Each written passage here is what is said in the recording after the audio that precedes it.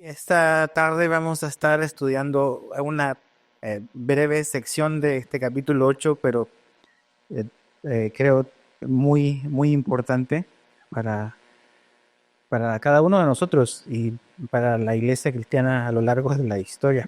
Entonces vamos a leer eh, Romanos 8, 28 y 30 y dice así.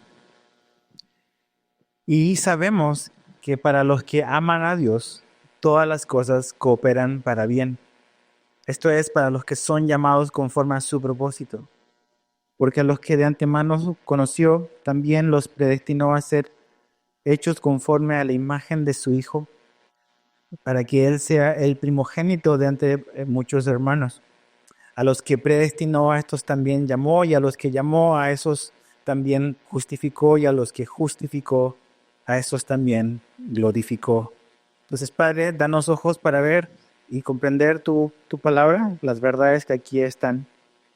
Ayúdanos, Señor, a descansar en tus promesas y a descansar en lo que tú dices que estás haciendo a favor nuestro, que podamos hallar ahí la paz que necesitamos en todo momento, Señor. Entonces, ayúdanos, te lo pedimos en el nombre de Jesús. Amén. Esta sección que acabamos de leer es una sección que si llevas cierto tiempo en la fe, estás familiarizado sobre todo con el verso 28. Eh, yo le llamo el comodín de los cristianos. Es un versículo que generalmente tendemos a recordar o a traerlo a nuestra vida cuando las cosas a lo mejor no están bien. Y está bien, o sea, es una promesa que Dios nos da. Pero este versículo está insertado en un capítulo de la Biblia. Y el autor, que es Pablo, lo pone aquí porque él tiene una intención con lo que él está diciendo.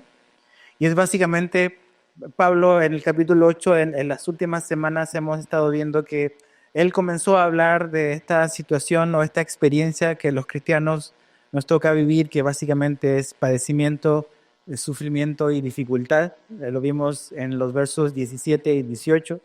También Pablo después nos habló que estamos en una realidad, en un mundo donde esta creación en el cual nos encontramos gime y está sufriendo por su liberación de la corrupción. Entonces hay un conflicto con el pecado, hay un conflicto en el mundo en el que vivimos, que eso nos lleva a gemir, le lleva también a la creación a gemir y también al Espíritu Santo a gemir por nosotros.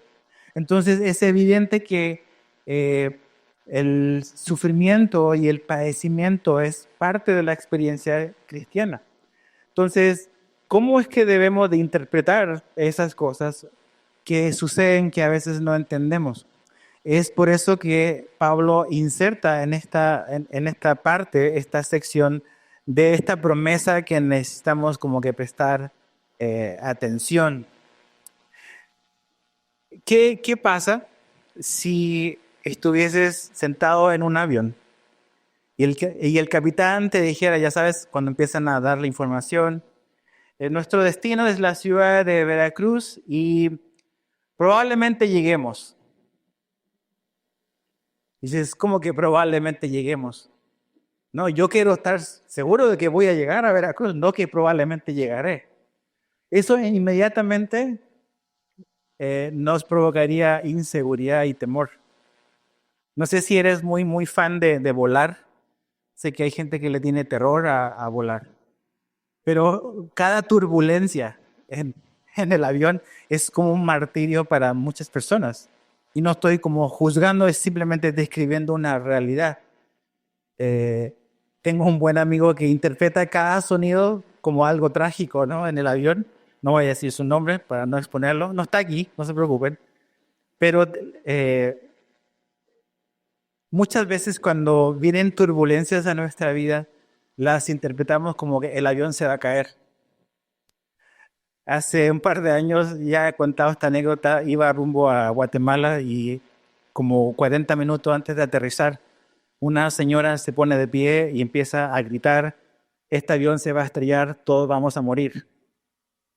¿Te imaginas? la impresión que eso puede causar en la mente de los pasajeros, ¿no? Dice, esta señora acaba de salir del baño, ¿qué hizo en el baño?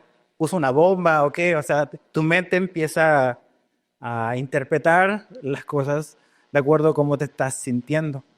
Entonces, muchas veces cuando vienen las dificultades a nuestra vida, pensamos, ok, el avión se va a caer, hasta aquí llegamos. Somos como los discípulos cuando Jesús le dijo, crucemos al otro lado, vamos acá, y viene la tormenta.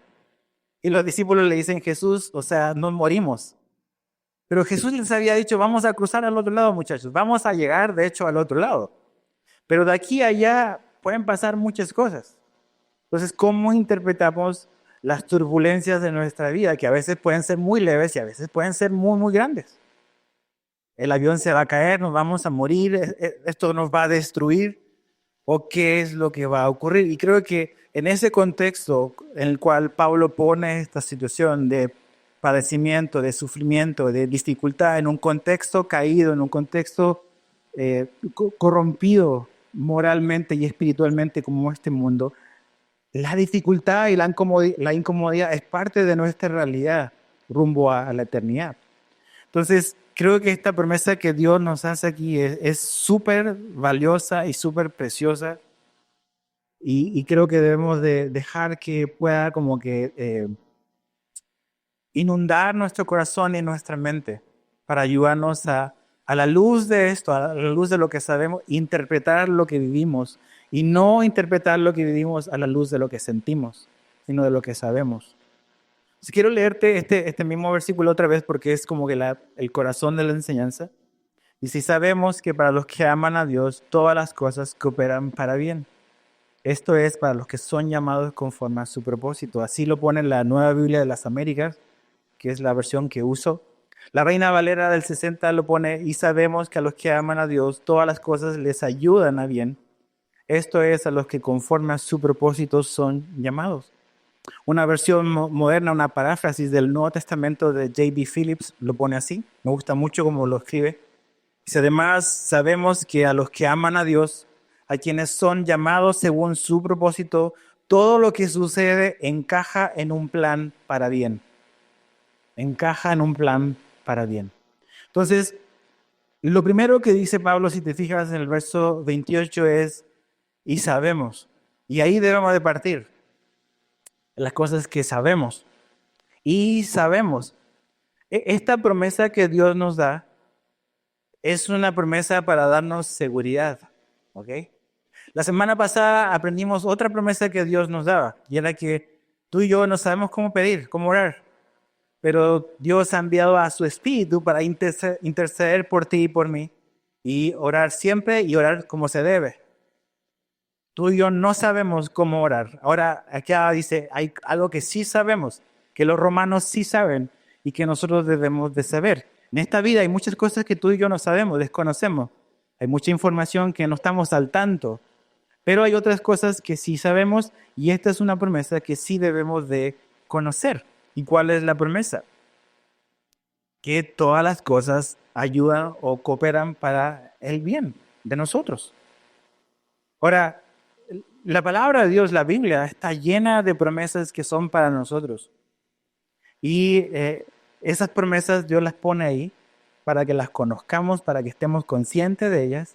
Pero estas promesas son importantes ya de por sí solas, pero estas promesas son importantes porque están como que vinculadas a alguien. O sea, no solamente la promesa es quién hace la promesa, la hace Dios.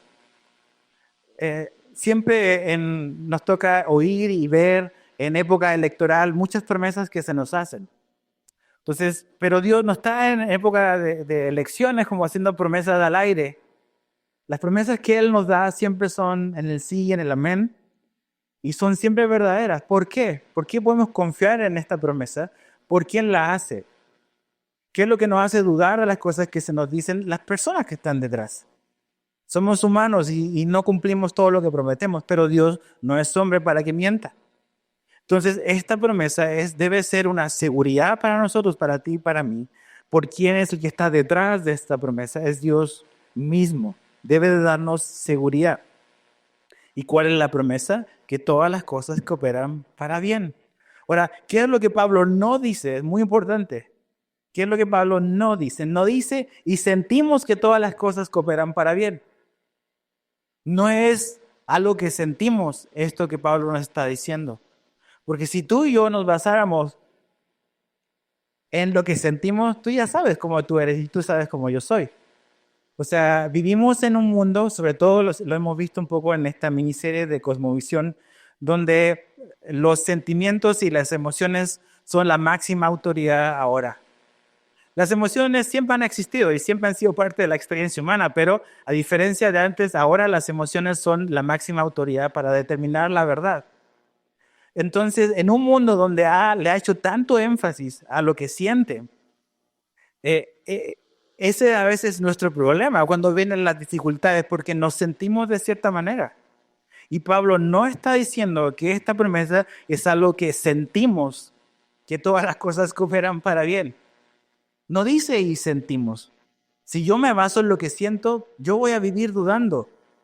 Hay días buenos en mi vida, pero en ese mismo día tengo un montón de crisis, de duda, de cosas, de cómo interpreto lo que me está pasando. Entonces, si yo me basara, si tú te basaras en cómo tú te sientes, tu vida va a ser una montaña rusa.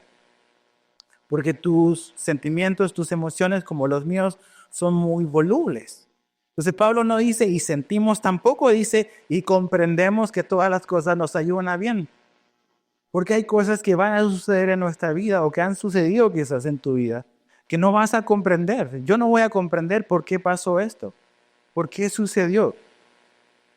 En esta iglesia hay personas que han sufrido la pérdida de un ser querido muy, muy cercano. Hay personas, hay padres que han perdido a un hijo. Generalmente la ley natural, uno piensa, es los hijos entierran a los padres, pero no los padres a los hijos. Hay abuelas o abuelos que han perdido a sus nietos. Cosas trágicas que han sucedido que no entendemos. Han habido quiebres familiares, matrimoniales.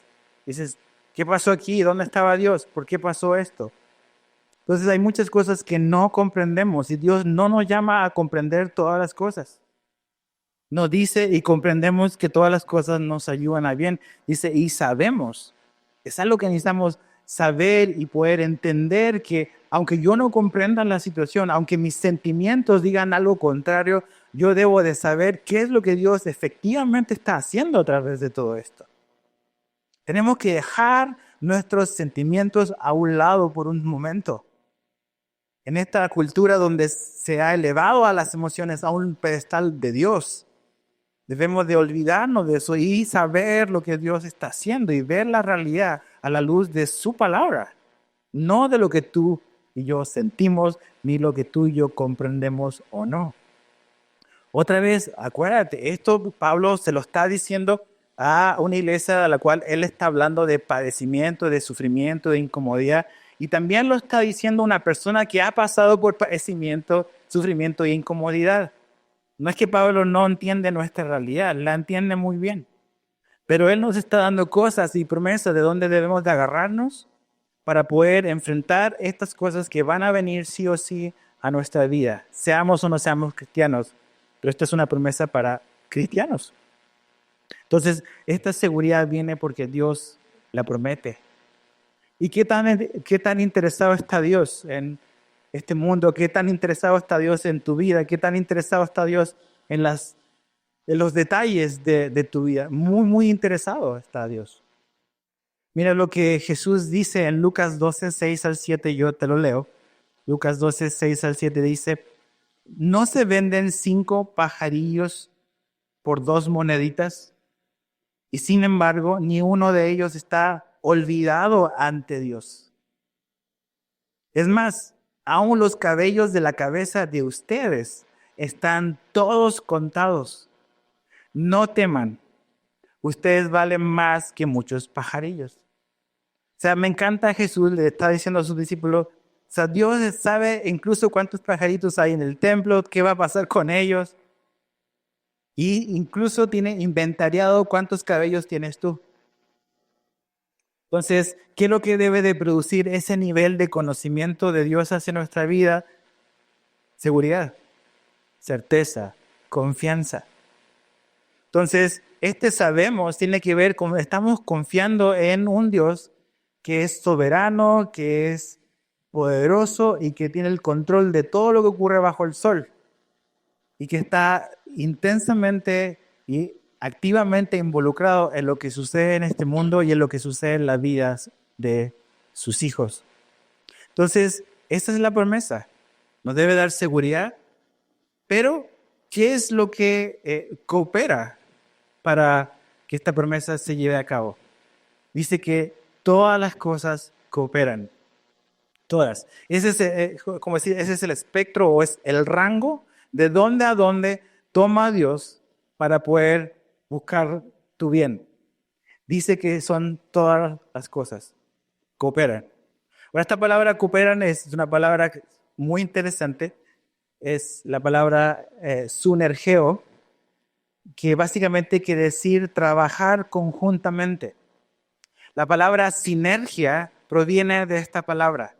La palabra sinergia quiere decir esta acción conjunta o conjunto de varios elementos que al interactuar entre sí producen un efecto superior al que lograrían por sí solo.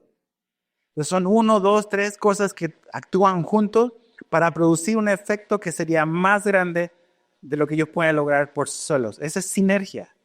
Y esa palabra sinergia viene de esta palabra cooperar que usa Pablo acá. Entonces lo que Pablo nos está diciendo es que Dios va a usar cada una de las cosas, va a tomar de todo lo que sucede en tu vida y las va a usar en conjunto para producir algo muy, muy bueno en tu vida, muy, muy bueno. Esa es la promesa de Dios. Y que Él va a usar de todas las cosas, va a usar todas las cosas para que cooperen. Ese es el rango, absolutamente todo. Entonces, hasta donde yo me quedé, la palabra todo significa todo. De hecho, la palabra todo quiere decir cualquiera, y también puede traducirse como cada una, cada una. Entonces, ¿qué es lo que coopera? ¿Cuál es el rango de esta promesa? Todo, cualquiera y cada una de las cosas en tu vida que han sucedido y que sucederán, Dios la usará para tu bien, absolutamente cada una de ellas. Ahora, otra vez, no tenemos que olvidar dónde está insertado este versículo. ¿Cuál es como el contexto inmediato, el previo y el posterior? Y Pablo está hablando de sufrimiento, está hablando de padecimiento, está hablando de dificultad. Y es muy importante entender eso porque generalmente nosotros asociamos nuestro bien con solo cosas positivas y buenas. Cuando el negocio está bien, cuando la familia está bien, cuando la salud está bien. Como escuchamos y hemos escuchado muchas veces, la salud es lo más importante. No, Dios no dice que eso es lo más importante. Tu salvación es lo más importante. Pero, ok, entonces pensamos que estar bien es tener todas estas cosas con un check. Bien, bien, bien, bien. Pero cuando suceden cosas como interrupciones en nuestra vida, nuestra salud, en nuestra economía, enseguida lo etiquetamos como malo, como malo. Y Pablo nos está diciendo lo contrario. Sobre todo esas cosas que nosotros hemos etiquetado como mal, también Dios las utiliza para cooperar para nuestro bien. Fíjate, baja ahí conmigo en el mismo capítulo 8 al versículo 35. Aquí nos da un rango de cosas que suceden en la vida de cristianos y que Dios usará para nuestro bien. Dice, ¿qué nos separará, verso 35, del amor de Cristo? Tribulación o angustia o persecución o hambre o desnudez o peligro o espada. O sea, todas esas cosas, dice Pablo, pueden suceder. No es que las andamos buscando, no es que andamos provocando estas cosas, pero pueden suceder en la vida de un cristiano. Sucedieron en la vida de los apóstoles, sucedieron en la vida de los cristianos del primer siglo, han sucedido a lo largo de la historia de la iglesia cristiana. Entonces, estas cosas las podemos esperar. Sigamos leyendo, verso 36. Tal como está escrito, por causa tuya somos puestos a muerte todo el día. Somos considerados como ovejas para el matadero. Pero fíjate el 37, pero en todas estas cosas somos más que vencedores por medio de aquel que nos amó. Esa frase la he visto en un montón de playeras, de stickers, más que vencedores. Ok, qué bueno, pero hay que poner más que vencedores, ¿en dónde? En todas estas cosas. Pablo dice, o no dice, que somos vencedores sin esas cosas, como muchos quieren verlo. No, yo soy, ¿cómo estás, hermano? En victoria. Ok, tu negocio está súper bien, qué bueno. Tu salud está bien, qué bueno. Pero Pablo nos dice que somos vencedores por medio de aquel que nos amó en todas esas cosas. No sin todas esas cosas, en ellas. Entonces, todo este concepto falso del evangelio de la prosperidad es una mentira. Pablo nos dice que como cristianos somos vencedores no porque no pasamos por eso, sino que somos vencedores cruzando esas cosas, cruzando por ellas. Eso es lo que él nos está diciendo. Entonces, incluso todas esas cosas que nosotros hemos etiquetado como malas y no andamos buscando sufrir por sufrir, no me malentiendas, pero estas cosas van a suceder tanto a no creyentes como a creyentes también. Pero tú y yo tenemos una perspectiva diferente respecto al sufrimiento y al dolor. Entonces Dios usa absolutamente todo. Cualquier cosa, cada una de estas cosas en nuestra vida, si tú eres un cristiano, será utilizado por Dios para tu bien. Esa crisis de salud, esa enfermedad terminal o esa situación física inesperada, esa partida de ese ser querido, doloroso, como es y como será siempre. Dios usará también eso. No es que eso está fuera de la economía de Dios y eso no puede ser redimido y utilizado. Dios usará absolutamente todo, incluso estas cosas difíciles en nuestra vida para nuestro bien. Todo. Ahora, yo sé que generalmente uno piensa, y yo sé que a lo mejor algunos de ustedes, bueno, ¿y qué tal cuando somos desobedientes a Dios? ¿Dios usará eso también o no? ¿O no? No entra dentro de lo que Dios puede hacer. También entra. También creo que es todo. Es parte del todo. También nuestra desobediencia a Dios. Mira, quiero leerte un poco sobre un profeta desobediente. Su nombre es Jonás. Vemos en el libro que lleva su nombre cómo Dios lo envía a Nínive a predicar para que ese pueblo venga al arrepentimiento. Y ves enseguida que Jonás se resiste y desobedece a Dios. Y dice en el verso 3 que 2 veces que él huía de la presencia del Señor. Entonces Dios le dijo, ve para allá, y Jonás hizo esto, se fue para el otro lado. Entonces les decía a los de la mañana, cuando la gente dice que Dios te abre puertas, pues tienes que tener mucho cuidado cómo interpretas las puertas abiertas. Porque Jonás tenía una puerta abierta para desobedecer a Dios. Había un barco que iba en la dirección contraria. Entonces, puertas abiertas no es el único criterio para entender que Dios te está guiando a algo. Puedes mal interpretar una puerta abierta. Entonces, Jonás desobedece, se va, entonces Dios dice, va, renuncio a Jonás, ya voy a buscarme a otro, que se salga con la suya. No. Verso siguiente dice que Dios levantó una tormenta. Va a ir detrás del profeta desobediente. Levanta una tormenta y dice así en Jonás 1:15, tomaron pues a Jonás y lo lanzaron al mar, y el mar cesó su furia.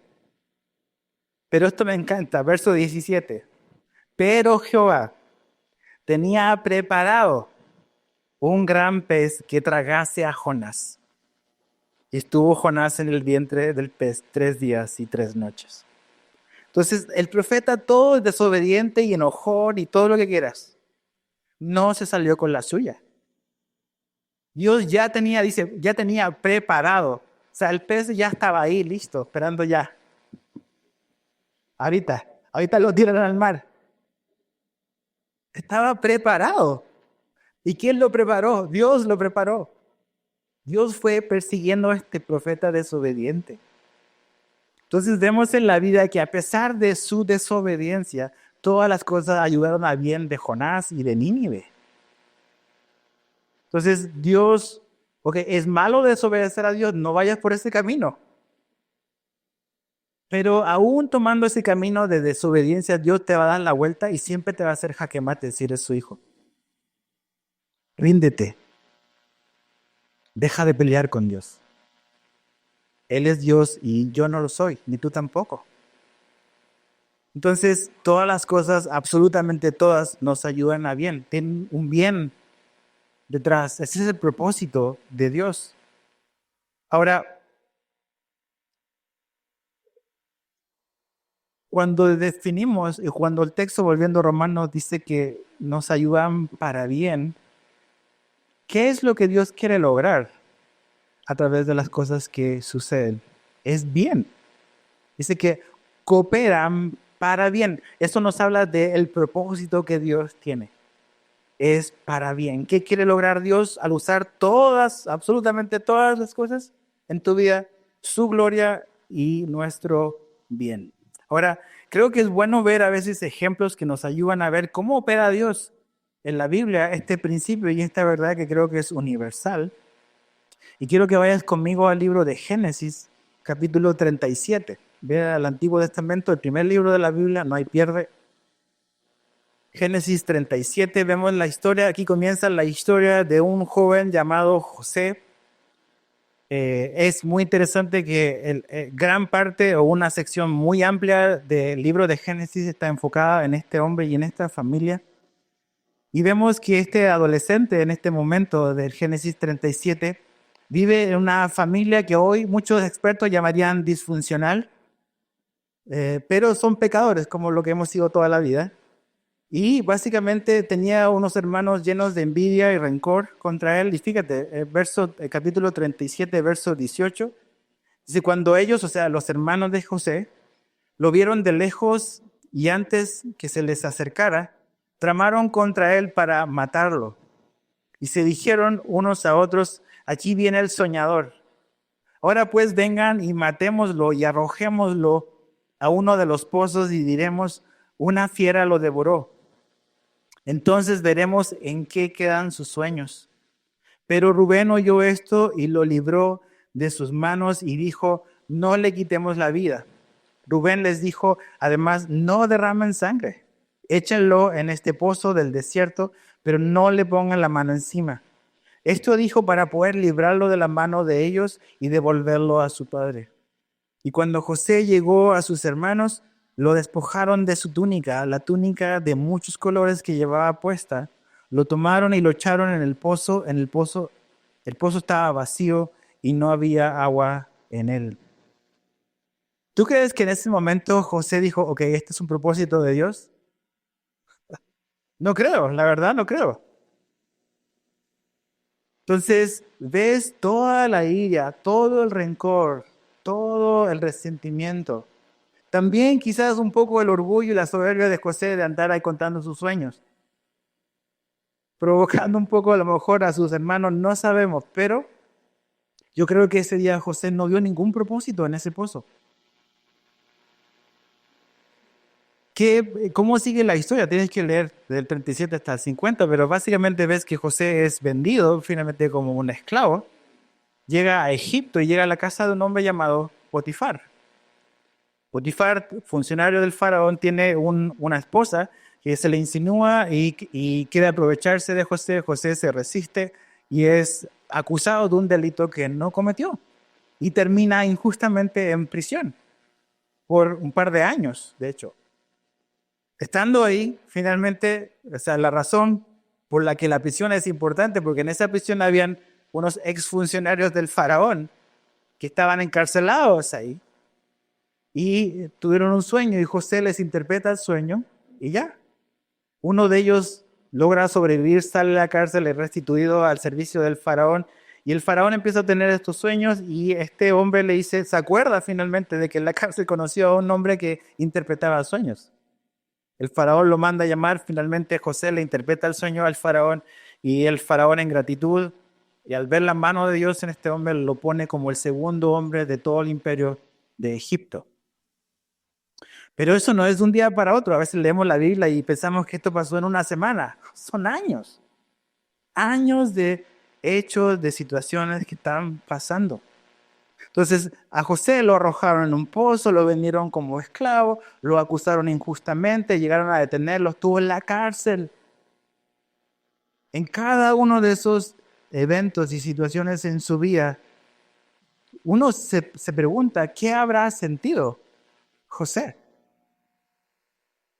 Hoy cuando la gente dice, ok, esta persona es porque sus circunstancias lo hicieron ser de esa manera, José, las circunstancias no cambiaron en el corazón de José. Él hizo lo que agradaba a Dios, incluso en la cárcel. Entonces las circunstancias no es que no sean importantes, pero no son determinantes en tu vida si tienes a Dios como tu Dios. Entonces José finalmente viene esta hambruna en toda la tierra. La familia de Jacob, la familia de los hermanos de José, tienen que buscar lugar donde comprar provisión. Van a Egipto y resulta que el segundo hombre en Egipto y el que ha implementado todo este plan para que la gente no se muera de hambre es su hermano, es José, este hombre que entregaron y lo quisieron matar. Y al final, mira, ve a Génesis 50. Vemos cómo todo agarró sentido al final de la vida de José y al final de la vida de esta familia.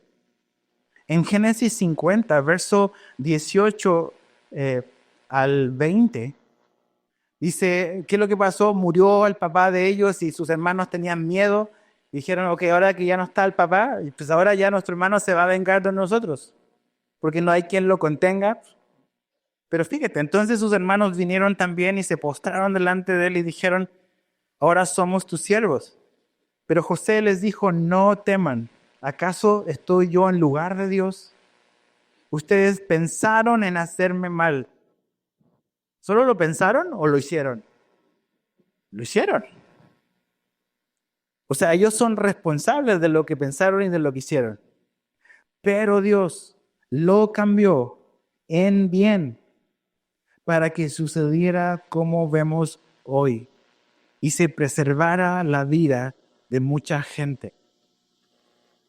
José dice, ahora todo esto que ha pasado tiene sentido. Dice, ahora vemos. Cuando estaba en el pozo probablemente no veía cuál era el propósito de Dios en el pozo. Cuando estaba en la cárcel por esta mujer que me acusó falsamente, seguramente no entendía el pozo o la razón de eso. Y entonces empieza a avanzar la historia, empieza a pasar el tiempo y José termina diciendo, ahora vemos cómo Dios usó todo esto, incluso, dice, lo que ustedes pensaron hacerme mal. Entonces, este versículo siento que es el mejor ejemplo que encuentro en la Biblia de este principio de Romanos 8:28. Que no importa, es totalmente irrelevante las malas intenciones, las malas acciones, los malos planes que otros tengan en tu contra. Si tú eres un hijo de Dios, Dios va a usar todo eso para tu bien. O sea, las malas intenciones de los hermanos de José no se le salieron del control al Dios que controla el universo. No se le salieron del control.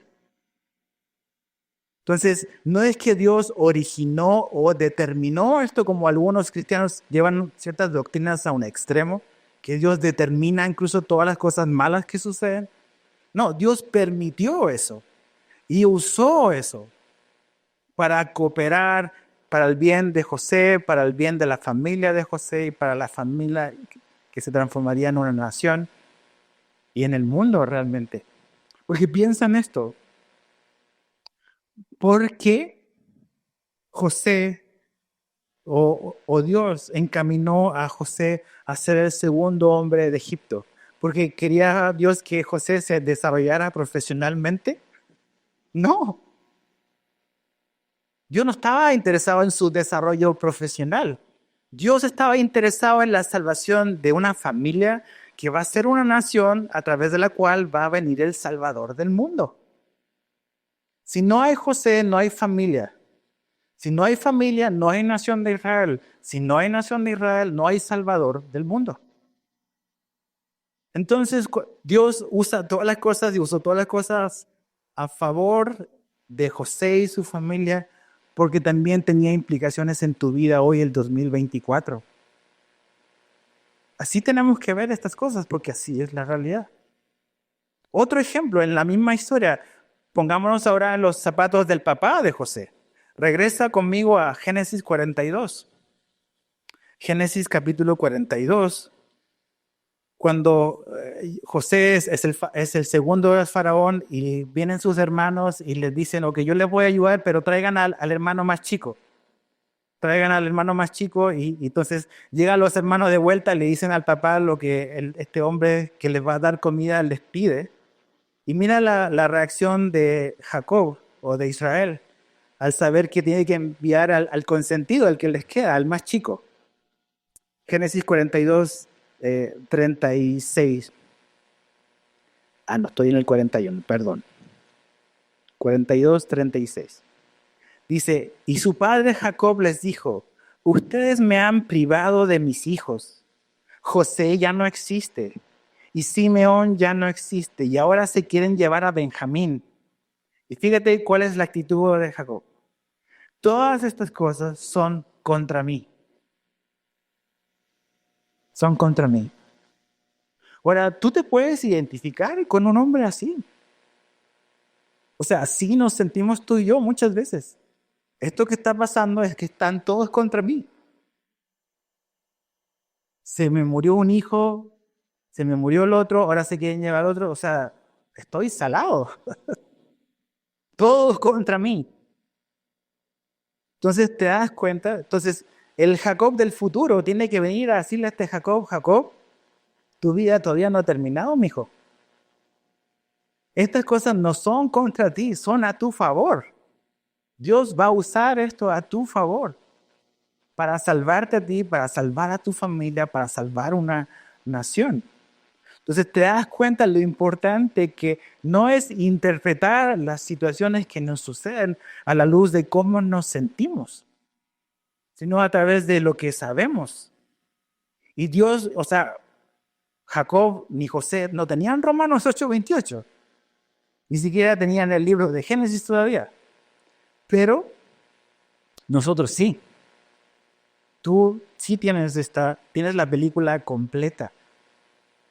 Entonces, Jacob no veía todo en contra mía. No, no es todo en contra tuya, es a tu favor. Ve a Deuteronomio, por favor, capítulo 8. Está ahí cerca, es el quinto libro. Deuteronomio capítulo 8, verso 2. Vamos a leer del 1 al 3. Deuteronomio 8 del 1 al 3. Todos los mandamientos que yo te ordeno hoy tendrán cuidado de ponerlos por obra, a fin de que vivan y se multipliquen, y entren y tomen posesión de la tierra que el Señor juró dar a sus padres. Ok, una pausa. ¿Cuántos años estuvieron los israelitas en el desierto? 40 años. Ok. El libro de Deuteronomio es Moisés volviéndoles a repetir la ley a esta nueva generación que va a entrar a la tierra prometida, a diferencia de la primera generación. Pero es interesante que aquí Dios, a través de Moisés, les habla del propósito de esos 40 años en el desierto. Fíjate, verso 2. Y te acordarás de todo el camino por donde donde el Señor, tu Dios, te ha traído por el desierto durante estos 40 años. Y dices, ¿para qué? Ahí está, para humillarte, probándote, a fin de saber lo que había en tu corazón, si guardarías o no sus mandamientos. Él te humilló y te dejó tener hambre, y te alimentó con el maná que tú no conocías, ni tus padres habían conocido, para hacerte entender que el hombre no solo vive de pan, sino que vive de todo lo que procede de la boca del Señor. Porque Israel fue desobediente como nación. La ruta de Egipto a la tierra prometida, dicen los expertos, 10, 15 días como mucho. Ahora, tú lees la historia, el relato de Éxodo, ese viaje lo hicieron en un año. O sea, Dios no los llevó por el camino más corto. Dios los llevó por el camino que ellos necesitaban, no por el camino más corto. Eso hace Dios con nosotros. Nosotros queremos el camino corto, el atajo. Dios no nos lleva por el atajo ni el camino corto. Nos lleva por el camino que necesitamos. Pero la desobediencia de ellos los llevó por un camino extra largo. 40 años en el desierto. Ahora, Dios dijo, bueno, estos 40 años no voy a lograr nada con su desobediencia. Logró mucho. Dice que Dios los probó, les reveló qué había en su corazón. No porque Dios no sabía el corazón de los israelitas, no porque los israelitas no sabían lo que había en su corazón. Y eso es lo que Dios, o las pruebas son para eso también en nuestra vida. A veces pensamos que estamos firmes, que nuestra fe está firme en Dios, pensamos que ya hemos superado muchas cosas de nuestra vida y viene la prueba y somos totalmente expuestos de que hemos reprobado otra vez el examen. Entonces, la desobediencia de Israel no cumplió un propósito. Dios usó todas las cosas para bien, para el bien de ellos, para transformar a esa nueva generación que iba a entrar. En la vida de David, David fue ungido como rey siendo muy joven cuando Dios desechó a Saúl. Pero desde que él fue ungido hasta su coronación pasaron muchísimos años, muchísimos años. Y durante esos años Saúl se transformó en el enemigo de David, lo comenzó a perseguir. Y quiero leerte 1 Samuel 27:1, después de que Saúl le lanzaba lanzas a David. Dice, entonces David les dijo, 1 Samuel 27:1, ahora bien voy a perecer algún día por la mano de Saúl. Lo mejor para mí es huir en la tierra de los filisteos. ¿Tú sabes cuántos años pasó David huyendo de Saúl? 10 años. 10 años. Nosotros otra vez leemos la Biblia y leemos sus capítulos en un par de minutos y pensamos que así fueron en la vida de David. Tener a Saúl respirándole en la oreja 10 años, no se lo doy a nadie. Entonces, pero David dice, voy a morir, Saúl me va a matar. Y Dios lo había ungido para ser el próximo rey. ¿Cómo estaba interpretando David lo que le estaba sucediendo? En base a cómo él veía y entendía la situación. Tengo miedo, voy a huir, me voy a ir con los enemigos de mi nación, con los filisteos. Entonces no podemos interpretar las cosas a la luz de lo que sentimos, a la luz de lo que tratamos de entender, sino a través de lo que sabemos que Dios nos ha prometido. Y finalmente, donde este principio se ve a la perfección de que Dios usa todas las cosas, incluso las cosas más dolorosas y más humillantes, es en la cruz de Cristo. La cruz es el instrumento de ejecución más humillante que había en el Imperio Romano. Y ese fue el medio por el cual el Hijo de Dios decidió morir. Y Dios redimió y ahora algunos usan una cruz. Eso hubiese sido muy vergonzoso en el mundo romano, andar con una cruz, porque era la máxima humillación. Pero esa máxima humillación se transformó en un símbolo de una gloria impresionante. Y eso fue lo que Dios hizo. Dios usó algo doloroso, algo humillante, y lo transformó en algo glorioso que da vida a todo el que cree en él. Entonces, así debes de interpretar lo que sucede. Ahora, hemos visto todos esos ejemplos de cómo Dios usa todas las cosas para un bien. Entonces, lo que nos queda por definir es qué significa bien. Dice que todas las cosas cooperan para bien. ¿Cuál es el bien? No, si me preguntaran a mí, mi definición de bien puede ser muy distinta a la de Dios. En una cultura muy consumista y muy materialista como la que vivimos, podemos pensar que nuestro bien es prosperidad económica, o buena salud, o no sé, una familia en armonía, numerosa, o sea, todo bien. Y no es que esas cosas de por sí sean malas. Pero tenemos que entender que qué es lo que Dios nos dice de cuál es este bien que Dios anda buscando al usar todas estas cosas, incluso las malas, entre comillas, que afectan nuestra vida. ¿Qué es lo que Dios quiere lograr con todas estas cosas? Es nuestro bien. ¿Y cuál es nuestro bien? Está aquí en el texto. Volviendo a Romanos 8, verso 29. Porque a los que de antemano conoció también los predestinó a ser hechos conforme a la imagen de su Hijo. Ese es el propósito de Dios para cada uno de sus hijos. Hacernos como su Hijo Jesucristo. La meta de Dios para ti, para mí, es hacerme como Jesús. Esa es la meta de Dios. Y para lograr eso, Él va a utilizar absolutamente todo lo que sucede en tu vida para lograr ese objetivo, ese propósito. Hoy en día a veces preguntamos, yo no sé cuál es el propósito de Dios para mi vida. Yo entiendo a veces la connotación de esa pregunta de, ok, ¿qué es lo que hago? ¿Qué voy a estudiar? ¿Voy a trabajar? ¿Voy a servir en algún ministerio? Lo entiendo. Pero hay un propósito que es supremo y es como un paraguas sobre un arco, sobre todos los otros propósitos más pequeños. Y este gran propósito que Dios tiene es que tú seas como su Hijo Jesucristo. Eso se llama santificación. Mira lo que Pablo le escribe a los colosenses, porque esta es la voluntad de Dios, su santificación. Primera de Tesalonicenses 5:23. Dice, y que el mismo Dios de paz los santifique por completo. Filipenses 1:6. Estoy convencido precisamente de esto, que el que comenzó en ustedes la buena obra la perfeccionará hasta el día de Cristo Jesús.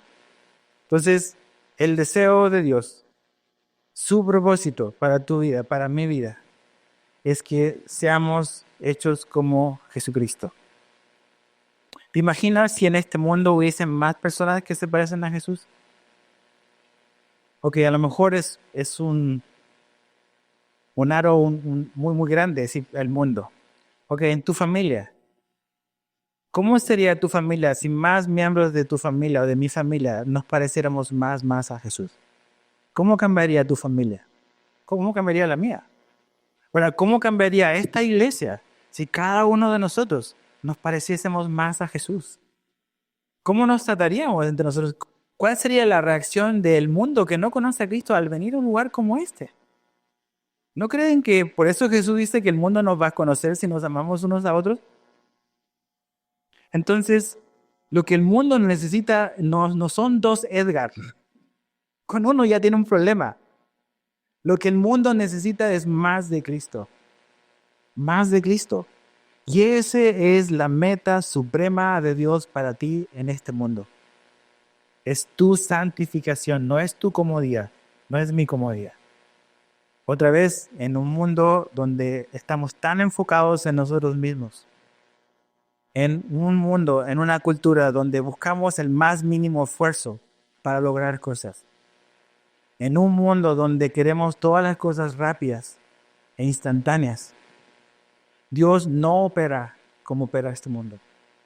Dios no está interesado, y en ninguna parte de la Biblia vemos del Nuevo Testamento que Dios nos diga que el interés máximo de Dios es nuestra comodidad. El interés máximo de Dios es nuestra santificación. Y Dios va a lograr eso sobre todo a través de las cosas difíciles de nuestra vida, porque Él nos quiere hacer más como su Hijo. Entonces, eso para algunos en la Biblia implicó pasar 40 años por el desierto. A otros, como David, implicó que su hijo lo persiguiera. Implicó que el rey que estaba todavía en función lo persiguiera.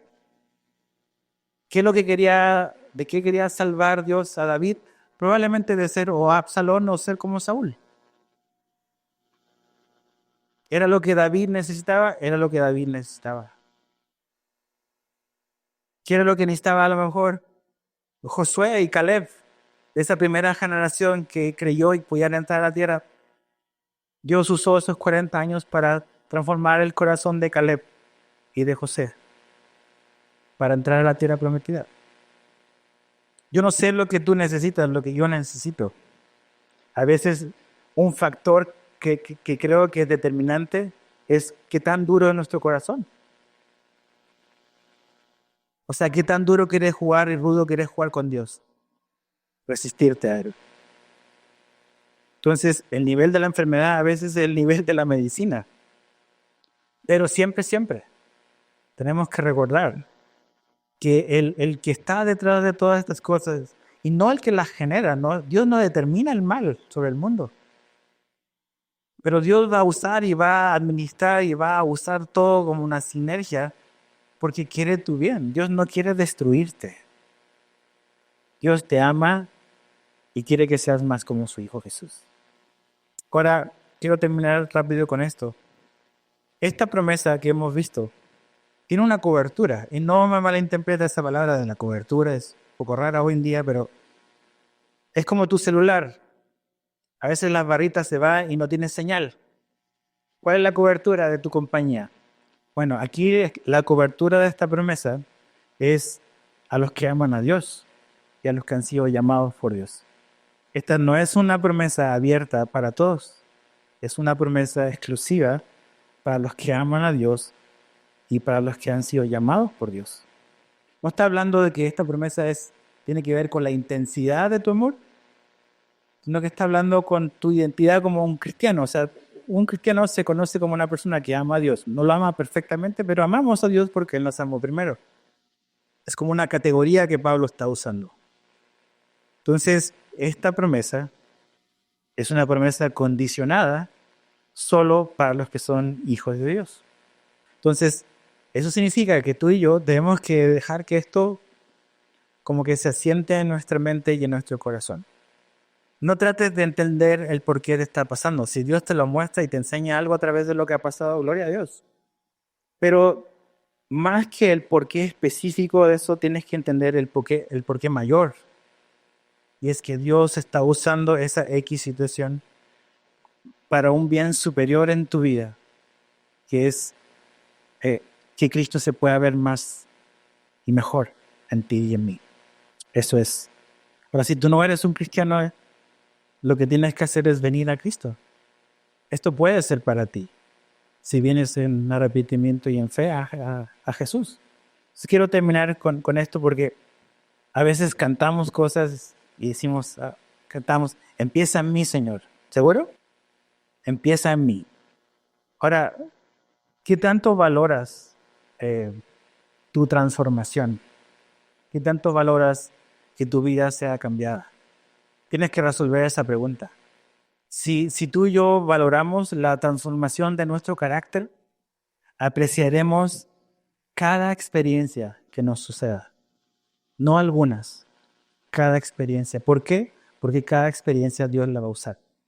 Ahora, por el contrario, si yo no valoro mi santificación o no me interesa mi santificación, me amargaré con cada situación que enfrente.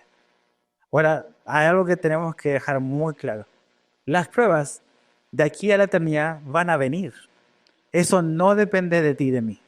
Lo que depende de ti y de mí es la actitud con la que lo enfrento. Eso sí depende de mí. Entonces, puedo llegar al cielo bien amargado o puedo llegar al cielo bien cambiado, con un carácter muy dócil y muy apacible. Vas a llegar al cielo, porque Dios te va a llevar. Ese es todo el punto de lo que vamos a ver después de a los que llamó, glorificó, todo eso. Es seguridad de salvación. Pero de aquí hasta allá, tu actitud y mi actitud con las cosas que suceden dependen de mí, no dependen de Dios. Lo que de Dios depende es, Él va a acomodar las cosas para tu bien, pero el verlas de esa manera depende de ti. Entonces, otra vez, este avión no se va a caer. Entonces, interpreta las turbulencias en tu vida, pequeñas y muchas, como parte del viaje, pero este avión va a llegar a su destino. Tú vas a llegar a la eternidad. Pero de aquí a allá, que aprendamos a tener la actitud correcta al ver las cosas y la realidad como Dios quiere que las veamos, que todo va a cooperar para tu bien y para mi bien.